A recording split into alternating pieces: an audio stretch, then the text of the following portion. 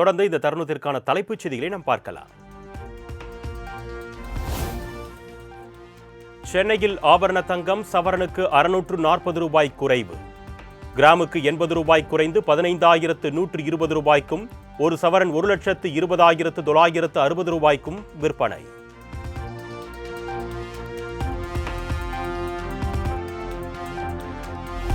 திமுக கூட்டணியில் காங்கிரஸ் கட்சிக்கு 28 சட்டமன்ற தொகுதிகள் மற்றும் ஒரு மாநிலங்களவை உறுப்பினர் இடம் ஒதுக்கீடு.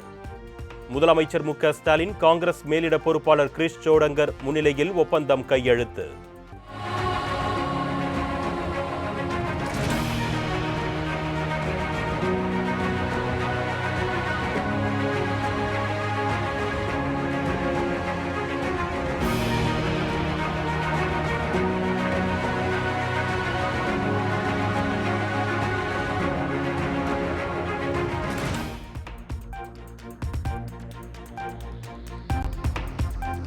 தவேக தலைவர் விஜயை காட்டி திமுகவிடம் கூடுதல் தொகுதிகளை வாங்கிய காங்கிரஸ் கட்சி.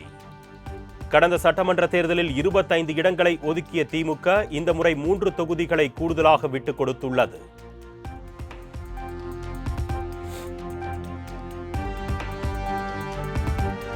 திமுகவுடனான தொகுதி பங்கீட்டில் மன நிறைவோடும் மகிழ்ச்சியோடும் இருக்கிறோம். சென்னை அண்ணா அறிவாலயத்தில் தமிழ்நாடு காங்கிரஸ் கமிட்டி தலைவர் செல்வ பெருந்தகை உற்சாக பேட்டி.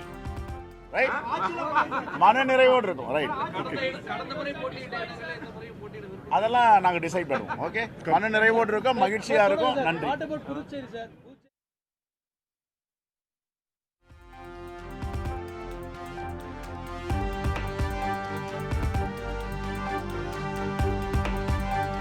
காங்கிரஸ் உடனான தொகுதி பங்கீடு ஒப்பந்தத்திற்கு பின் சிரித்த முகத்துடன் இல்லத்திற்கு புறப்பட்ட முதலமைச்சர் மு.க.ஸ்டாலின்.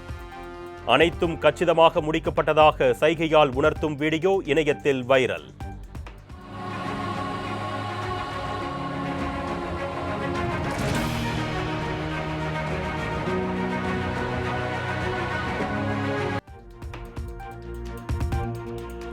திமுக சார்பில் மாநிலங்களவை உறுப்பினர் பதவிக்கு திருச்சி சிவா, கான்ஸ்டன்டைன் ரவீந்திரன் போட்டியிடுவார்கள் என அறிவிப்பு. இருவரும் இன்று வேட்புமனு தாக்கல் செய்கின்றனர்.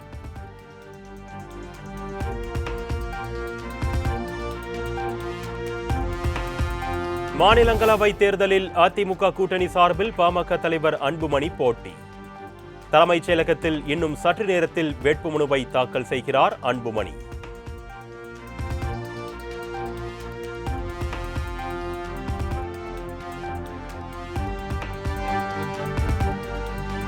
திமுக கூட்டணியில் மாநிலங்களவை உறுப்பினர் பதவிக்கு காங்கிரஸ் வேட்பாளராக கிறிஸ்டோபர் திலக் அறிவிப்பு. அகில இந்திய காங்கிரஸ் செயலாளராக பதவி வகித்து வரும் கிறிஸ்டோபர் திலக் இன்று வேட்புமனு தாக்கல்.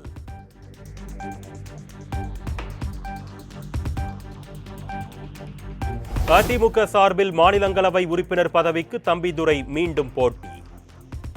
அதிமுக பொதுச் செயலாளர் எடப்பாடி பழனிசாமி அறிவிப்பு.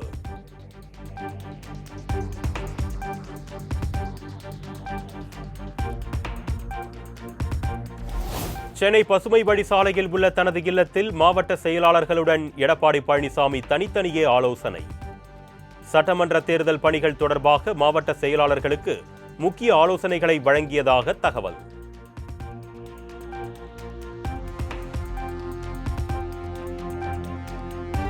திமுக தொகுதி பங்கீட்டு குழுவுடன் இந்திய கம்யூனிஸ்ட் கட்சி 2ஆம் கட்ட பேச்சுவார்த்தை. 6 தொகுதிகள் ஒதுக்கப்படலாம் என்று கூறப்படும் நிலையில் இன்றும் பேச்சு நடத்தப்படும் என்று மாநில செயலாளர் வீரபாண்டியன் பேட்டி.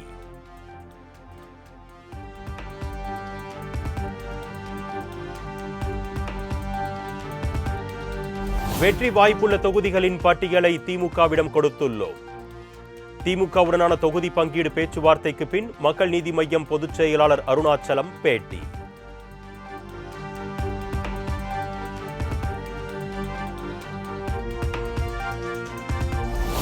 சொத்து வரி, மின்சார கட்டணத்தை ஏற்றி மக்களை வஞ்சித்த திமுக மீண்டும் ஆட்சிக்கு வராது என்று முன்னாள் அமைச்சர் ஜெயக்குமார் திட்டவட்டம். 1 லட்சம் ரூபாய் பெண்களுக்கு மிச்சம் என்று முதலமைச்சர் புழுகு மூட்டையை அவிழ்த்து விடுவதாகவும் விமர்சனம்.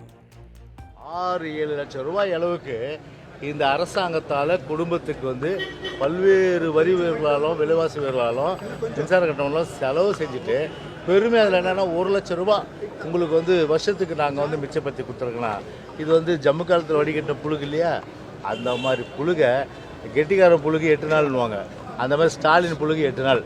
அது தேர்தல் வரதான், தேர்தல் பிறகு நிச்சயமாக அந்த புழுகு மூட்டையெல்லாம் காணாமல் போயிடும்.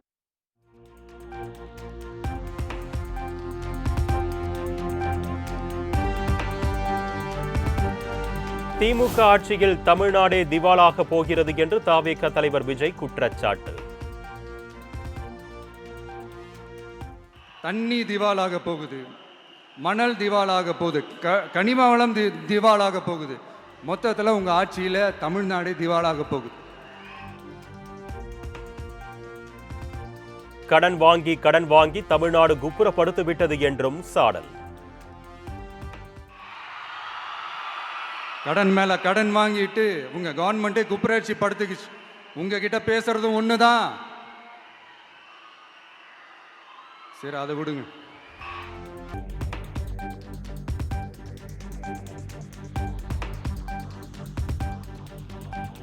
மாற்றி மக்களை ஏமாற்றி தமிழ்நாட்டில் ஆட்சி நடத்துவதாக திமுக அதிமுகவை மறைமுகமாக விமர்சித்த விஜய், தனது பிரச்சாரத்தை முடக்க எஸ்ஓபி போடுவதாகவும் தன் மீது வீண் பழி போடுவதாகவும் காட்டம். இத பாரு, ஒன்னு நீ இல்லனா நான் இல்லனா நீ இல்லனா நான். நமக்குள்ள வேற எவனும் நடுவில் வந்துடக்கூடாது. நாம 2 பேரால மட்டும்தான் மக்களை ஈஸியா ஏமாத்த முடியும். இந்த விஜய் வந்ததுனால நமக்கு பொழப்பே போச்சு. மக்கள் வேற அவனை தான் நம்புறாங்க. நாம வெளியே அடிச்சுக்கிற மாதிரி அடிச்சுக்கிட்டாலும் உள்ள நம்மளுடைய டீலிங் பக்காவா இருக்கணும். மக்களோட ஃபீலிங்ஸை பத்திலாம் நமக்கு கவலை இல்லை, நமக்கு டீலிங் தான் முக்கியம். மாத்தி ஆட்சிக்கு வந்துடலாம்னு நினைச்சோம், ஆனா அது நடக்காது போல் இருக்கு. அதனால நீ என்ன பண்ற, எஸ்ஓபின்னு போட்டு ஒரு பக்கம் அவனை தடுத்துரு, இன்னொரு பக்கம் அவன் மேல பழி போட்டு நானும் தடுத்துடுறேன். என்ன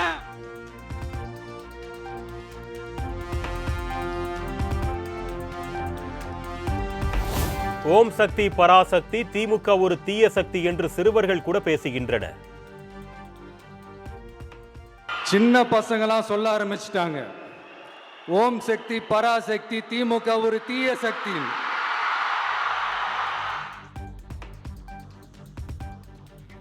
கிரிக்கெட்டில் விசில் போடுவது சிஎஸ்கே, தேர்தலில் விசில் போடுவது டிவிகே என்றும் விஜய் பேச்சு. கிரிக்கெட்லயும் விசில போடுறது தமிழ்நாடு தான், சிஎஸ்கே. வரப்போற எலெக்ஷன்லயும் விசில போட போறது நம்ம டிவிகே தான்.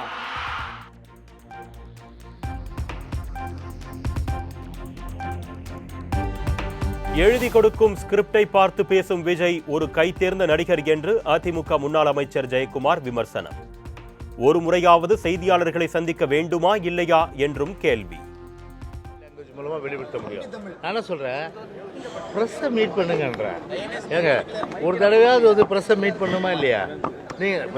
நீங்க கேட்குறீங்க என்ன கேள்வினாலும் நான் ப்ரிப்பேர்டாக இல்லையா?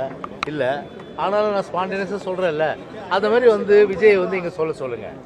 அந்த மாதிரி வந்து ஒரு சொல்கிறதுக்கு ஒரு தில்லு வேணும், திராணி வேணும். அந்த தில்லு திராணி இல்லாமல் ஏன்னோ இவருக்கு தான் தில்லு திராணி இருக்க மாதிரி வந்து எழுதி கொடுத்த ஸ்கிரிப்டில் யார் டைரக்டர்? ஆதவர்ஜுனாவும் அருண் தான் டைரக்டர். இவர் வந்து ஸ்கிரிப்டில் படிக்கிற ஒரு வசனத்தை படிக்கிற ஒரு நடிகர், அப்படி தான் பார்ப்பாங்க.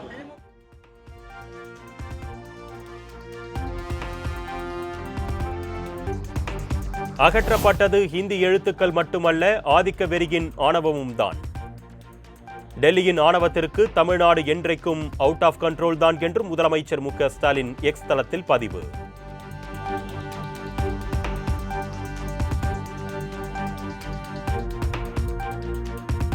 தனியார் பள்ளிகளில் அரசியல், மதம் சார்ந்த நிகழ்வுகள் மற்றும் பிரிவினையை தூண்டும் நிகழ்வுகளை நடத்த தடை. தனியார் பள்ளிகள் ஒழுங்குமுறை விதிகளில் திருத்தம் மேற்கொண்டு தமிழ்நாடு அரசு அரசிதழ் வெளியீடு.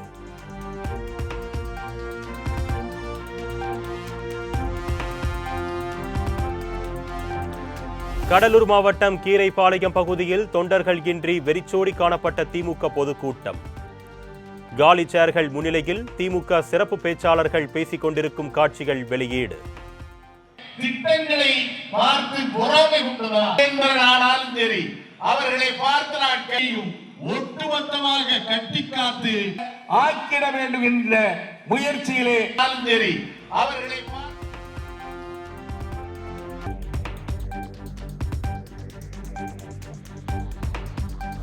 கனரக வாகனத்தில் ஏற்றி செல்லப்பட்ட இரும்பு பைப் சரிந்து சாலையில் விழுந்ததால் திருத்தணி அருகே சென்னை திருப்பதி தேசிய நெடுஞ்சாலையில் போக்குவரத்து நெரிசல். 5 மணி நேரத்திற்கு மேலாக போக்குவரத்து சீர் செய்ய முடியாததால் வாகன ஓட்டிகள் கடும் அவதி.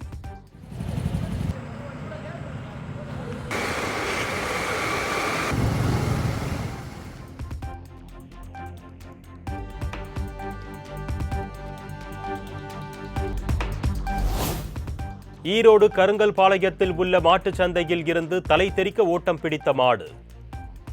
வாகன ஓட்டிகளை அச்சுறுத்தும் வகையில் ஓடிய மாடு மேம்பாலத்தில் இருந்து 15 அடி உயரத்தில் இருந்து கீழே குதித்ததில் லேசான காயம்.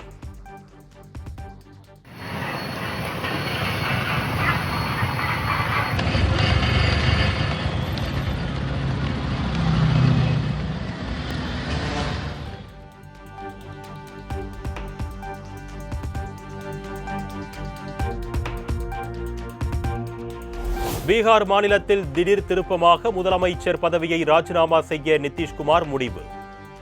இன்று மாநிலங்களவை தேர்தலுக்கான வேட்புமனுவை தாக்கல் செய்கிறார் என்றும் மத்திய அமைச்சர் பதவி வழங்கப்பட இருப்பதாகவும் தகவல்.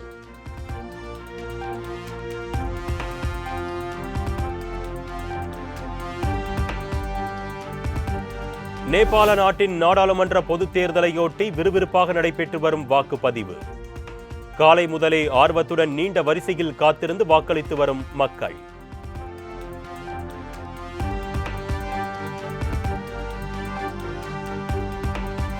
இஸ்ரேல் அமெரிக்காவின் தாக்குதலில் கொல்லப்பட்ட ஈரான் உச்ச தலைவர் கமேனியின் இறுதி சடங்கு ஒத்திவைப்பு என தகவல்.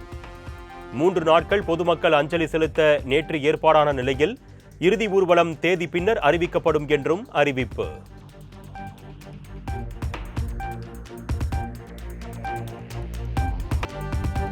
மத்திய கிழக்கு பிராந்தியத்தில் ஏற்பட்டுள்ள போர் காரணமாக எரிபொருள் விநியோகத்தில் பாதிப்பு ஏற்படும் சூழல். இந்தியாவுக்கு 95 லட்சம் பேரல்களில் கச்சா எண்ணெய் அனுப்ப தயாராக இருப்பதாக ரஷ்யா அறிவிப்பு.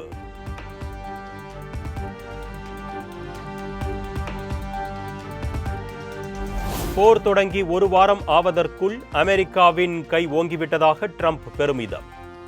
ஈரான் நாட்டின் தலைவர்கள் அடுத்தடுத்து கொல்லப்பட்டு வருவதாகவும் பேட்டி.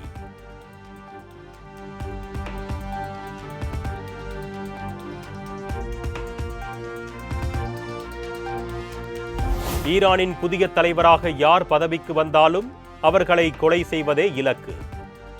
ஈரானிய அரசால் நியமிக்கப்படுபவர் எங்கு பதுங்கியிருந்தாலும் தேடி அழிப்போம் என்றும் இஸ்ரேல் நாட்டின் இராணுவத்துறை அமைச்சர் காட்ஸ் சூளுரை.